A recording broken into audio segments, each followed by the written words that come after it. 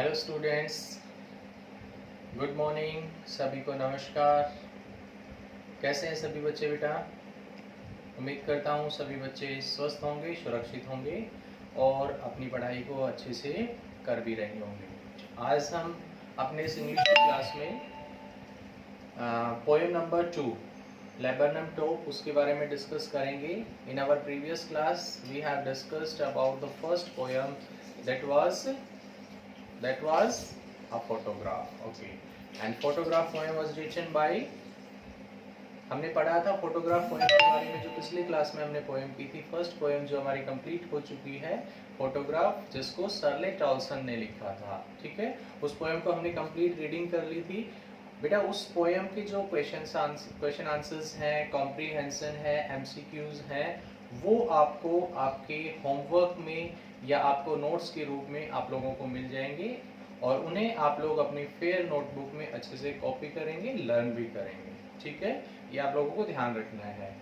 आज हम अपनी इस क्लास में second poem the laburnum top, इसके बारे में डिस्कस करेंगे। इसमें भी बेटा ये जो आपकी पोएम है, इसमें stanza 1, stanza 2, today we will discuss about 2 stanzas. ठीक है, total 4 stanzas are there in this poem. इस पोएम में हमारे कितने स्टेंजास हैं? 4 स्टेंजास दिए हुए हैं। ठीक है, और 2 स्टेंजा को हम कंप्लीट करेंगे। एक उस पोएम के बारे में ब्रीफ से थोड़ा सा उसके बारे में डिस्कस करेंगे कि ये जो लेबरनम टॉप है, राइटर ने इस टाइटल को दिया है लेबरनम टॉप। इसके जो पोएट हैं, who is the poet of this poem? जैसे आप लोगों को दिखाई दे रहा है, हु इज द पोएट? एक बार बोल के बता दीजिए, क्या है ये? शाबाश, वेरी गुड। यानी इसके जो पोएट हैं वो है टेड हग्स। ओके, आप लोगों का जो भी आप इसमें पढ़ते हैं, आप लोगों का इन्वॉल्वमेंट इसमें बहुत जरूरी है बेटा। ठीक है ना, आप लोगों को रिप्लाई करना है। You have not to think that कि आप लोगों का टीचर आपके सामने नहीं है, नहीं, वो ऑनलाइन पढ़ा रहा है, that time he is also in front of you, तब भी वो आप लोगों के सामने है। ठीक है ना, तो आपको इस तरह से रिप्लाई आप करेंगे तो आप लोगों का भी उसमें इंटरेस्ट होगा और हमें भी पढ़ाने में अच्छा लगेगा। ठीक है, तो आप जहां पे भी हैं आप अपना रिप्लाई करेंगे। I can understand that you are giving the response for this. Is it clear? Yes.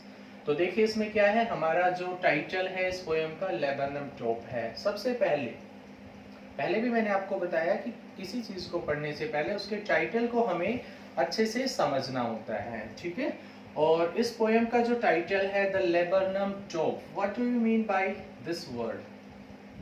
ये जो हमारा वर्ड है, ये लेबरनम, ये है क्या? Anybody can tell me about this one, that what is the meaning of the word laburnum? कोई भी बच्चा बता सकता है मुझे कि हमारा जो ये वर्ड है लेबरनम, इसका मीनिंग क्या है? Who will tell about the meaning of this one? ये जो लेबरनम है, इससे पहले यहाँ पे आर्टिकल द का यूज हुआ है, इट मीन्स इसको डेफिनेट करके बताया है। इस लेबरनम आगे लगाया top. Top in the sense उसकी टॉप जो है ना, या उसकी चोटी जो है, उसको डिनोट किया गया है, उसको डेफिनेट किया गया है, इसीलिए इसमें हमने आर्टिकल द का यूज किया है। ठीक है, ये laburnum, this is a type of tree. बेटा ये ट्री होता है, हिंदी में हम इसे क्या कहते हैं? अगर मैं हिंदी में लिखूं तो हम इसे बोलते हैं अमलतास। ठीक है, हिंदी में इस पेड़ को जो है, ये ट्री जो है, इसे अमलतास कहा जाता है। और उस अमलतास के पेड़ की जो चोटी है उसको डिनोट किया गया है, इसीलिए यहाँ पे आर्टिकल द का यूज हुआ है, because it has become definite with the help of this article. Is it clear? Poet जो है इसके टेड हग्स हैं, इसने लिखा है। अब ये इस पोएम में ये जो टाइटल दिया हुआ है, how can it be appropriate? ठीक है ना, क्या रोल है इस टाइटल का, लेबरनम टॉप का क्या रोल है? तो यहाँ पे जो क्या कहता है, ये एक पेड़ है। If you have any idea about this tree, then we can say that इसमें येलो कलर्स के जो फ्लावर्स इसमें लगते हैं, and some seeds are also there, and the seeds of this trees are poisonous. ये जो इस पेड़ के जो seeds होते हैं वो poisonous होते हैं, जहरीले होते हैं। ठीक है, और ये जो हमारा ट्री है, इसमें इसके येलो कलर के फ्लावर होते हैं। तो इसके बारे में क्या बताता है कि इसकी जो टॉप है या ये जो पेड़ है, ये अपने आप में स्टिल खड़ा हुआ है पूरा। अगर थोड़ा सा एक बार डिस्कस करेंगे तो क्या कहता है, सिंपल सा बताया गया है राइटर ने, क्या कि ये पेड़ अपने आप में बिल्कुल शांत खड़ा हुआ है, ठीक है, और ऐसा लग रहा है कि जैसे इसमें बिल्कुल भी आवाज नहीं है, खामोशी है, अकेलापन है, सुनसान है, इस तरह का दिखाई दे रहा है। और तभी अचानक से क्या होता है, एक गोल्डफिंच पक्षी जो होता है वो एकदम से उस पेड़ पे आके बैठता है, और उस पेड़ पर उन पक्षियों के बैठने से पूरा शोर हो जाता है, उस पेड़ में जान आ जाती है, उसमें एनर्जी आ जाती है, और वो पेड़ दोबारा से महक उठता है, ठीक है ना। लेकिन कहता है कि इस तरह की चीज के बाद क्या हुआ कि वो जो पेड़ था, ठीक है ना, वो जब तक वो ट्री है वहां वो उस ट्री पे जब तक वो पक्षी हैं, जब तक वो बर्ड्स वहां पे हैं, गोल्डफिंच नाम की जो बर्ड है वो वहां पे है, और उनकी चर्प अप जो है या उनकी जो टीचिंग की साउंड है जब तक उसमें रहती है, तब तक उस पेड़ में ऐसा लगता है कि वो बहुत ही एनर्जेटिक है अपने आप में, उसमें बहुत ज्यादा जान है, ठीक है। लेकिन जैसे ही वो पक्षी क्या करते हैं, अचानक से उसमें से निकल के चले जाते हैं या फिर वहां से उड़ जाते हैं, कहता है कि वो पेड़ फिर से शांत हो जाता है, फिर से खामोश हो जाता है, और जैसे स्टार्टिंग में वो खड़ा हुआ था उसी तरह से वो ट्री जो है फिर वैसा ही हो गया, ठीक है। तो अब इसमें स्टेंजा वाइज हम पढ़ेंगे, पूरी डिटेल से इसके बारे में जानेंगे, राइटर क्या क्या कहना चाह रहा है वो ध्यान दीजिए। सबसे पहले स्टेंजा फर्स्ट की बात करते हैं, ठीक है।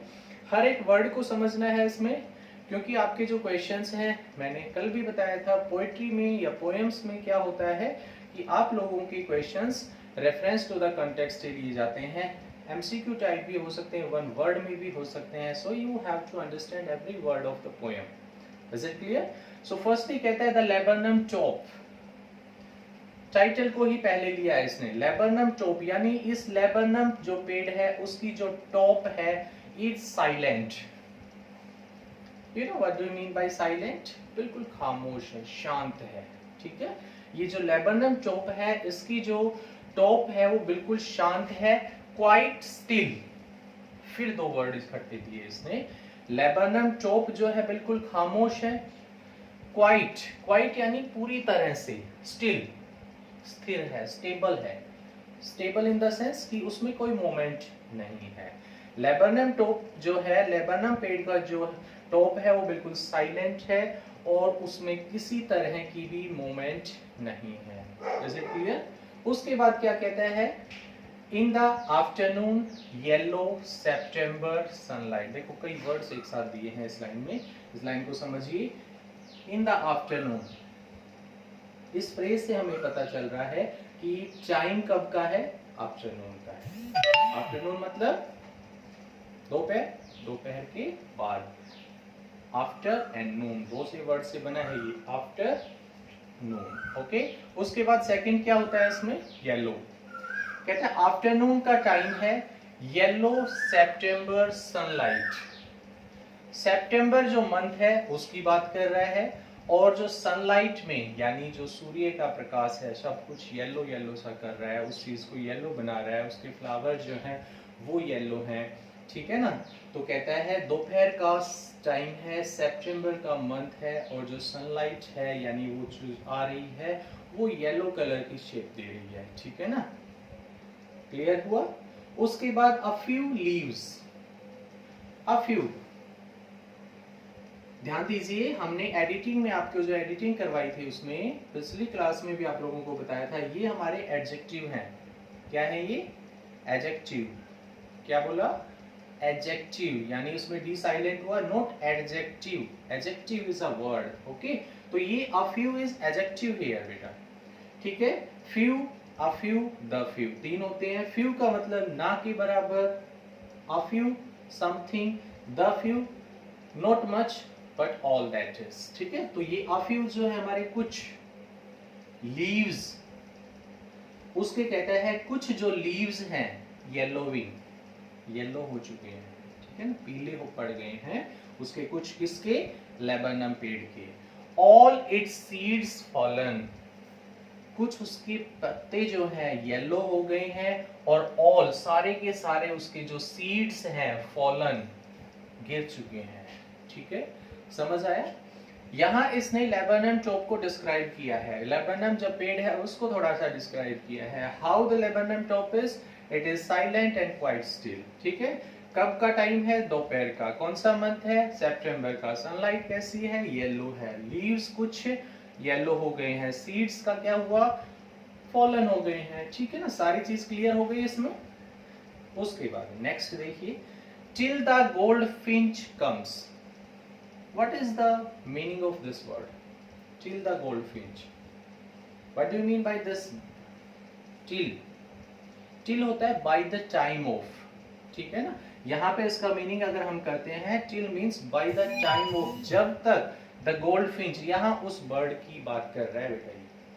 किसकी बात कर रहा है, वो जो बर्ड है ना, वो जो पक्षी है, वो यहाँ पे आता है। कहता है जब तक वो गोल्ड फिंच आती है। अब उसकी एंट्री हुई, किस तरह से हुई, और वो आई विद आ पिचिंग चरपा, बहुत तेजी से, जो चहचहाट की आवाज है उसके साथ वो एकदम से आती है। और a suddenness, suddenness in the sense की अचानक से। ठीक है, सडननेस हम बोलते हैं अचानक से। और अ स्टार्टलमेंट, देखिए यहाँ पे दो वर्ड दिए हुए, अ सडननेस, अ स्टार्टलमेंट। ठीक है, सडननेस क्या होता है, जो सडन कोई चीज होती है उसमें। ठीक है, स्टार्टलमेंट होता है अनएक्सपेक्टेड, सडन हो बट जिसकी एक्सपेक्ट हम नहीं कर रहे, उम्मीद नहीं कर रहे हैं। ठीक है ना, स्टार्टलमेंट इन द सेंस कि जिसकी हम उम्मीद नहीं कर रहे, अनएक्सपेक्टेड कहा जाता है इसे। ठीक है ना, a suddenness, a startlement, is that clear? अचानक से एंड अनएक्सपेक्टेड, उसकी एट अ ब्रांच एंड, वो एकदम से पेड़ की शाखा के लास्ट में, अंत में आके बैठती है। Is that clear? By the time of, ये जो टाइम था उस टाइम तक फिर क्या होता है, गोल्ड फिंच आती है अपनी एक चरपप की साउंड के साथ, अचानक से, विदाउट एनी एक्सपेक्टेशन। ठीक है, और कहां पे, ब्रांच की एंड के ऊपर। ठीक है, then sleek as a lizard, sleek as a lizard, sleek in the sense lizard की तरह, जो पतली होती है, चिकनी होती है, इस तरह की एक लिजार्ड की तरह। देखो बेटा यहाँ पे एज अ लिजार्ड दिया हुआ है। ठीक है, एक चीज का ध्यान देना, यहाँ पे मैंने जिन चीजों को अंडरलाइन किया है आप उनको समझिए। एक मैंने अंडरलाइन किया है एज अ लिजार्ड को, बिल्कुल ध्यान से समझो इसको। एक मैंने अंडरलाइन किया है alert and abrupt. As a lizard, alert and abrupt. यहाँ पे एक पोएटिक डिवाइस यूज हुई है, अगर आपने पढ़ी हुई है तो poetic device, figure of speech एक यूज हुई है, एज अ लिजार्ड। कंपेयर किया गया है किसको, गोल्ड फिंच को कंपेयर किया गया है किससे, लिजार्ड से। तो कौन सी फिगर ऑफ स्पीच यूज हुई बेटा, शाबाश, सिमिली यूज हुई। जहां एज और लाइक के साथ दो चीजों का कंपैरिजन हो, फिगर ऑफ स्पीच सिमिली होती है। वहां पे फिगर ऑफ स्पीच से रिलेटेड 1 मार्क का questions you can also get in any of the poem. ठीक है, तो उनमें कौन सी फिगर ऑफ स्पीच यूज होती है उनको आपको देखना है व्हेन यू आर रीडिंग। ये फिगर ऑफ स्पीच पता है क्या होते हैं, पढ़े होंगे आपने, क्या होते हैं ये? जैसे हिंदी में हमारे अलंकार होते हैं जो हमारे प्रोज और पोएट्री को सुंदर बनाते हैं, है ना, अलंकृत करते हैं। उसी तरह से इंग्लिश में हम इनको फिगर ऑफ स्पीच बोलते हैं जो हमारे प्रोज और पोएट्री पार्ट को सुंदर बनाते हैं। तो एज अ लिजर्ड यहाँ पे कौन सी यूज हुई है, सिमिली यूज हुई है। Very good.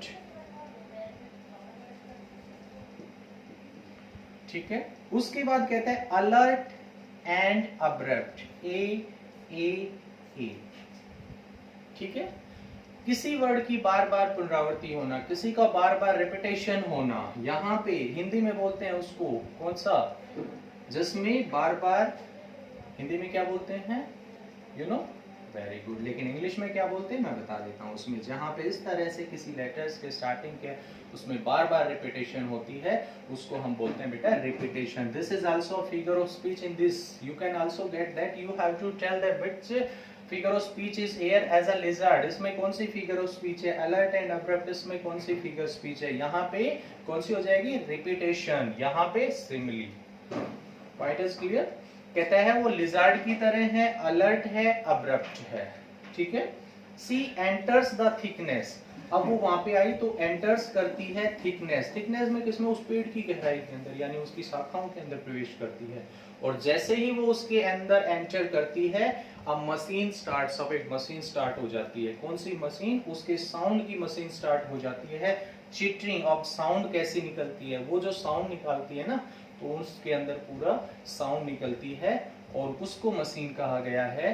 कौन कौन सी साउंड है, चिटरिंग की साउंड है, तेज तेज चहचहाने की, ठीक है, ट्रेमर ऑफ विंग्स, उनके पंखों को कांपने की, और ट्रेलिंग, ये भी एक तरह से मतलब जो तेज कंपन होता है उस चीज को भी बोलते हैं। कहते हैं इस तरह की साउंड जो है उस रूप में उस पेड़ के अंदर एक मशीन स्टार्ट हो जाती है। Is that clear?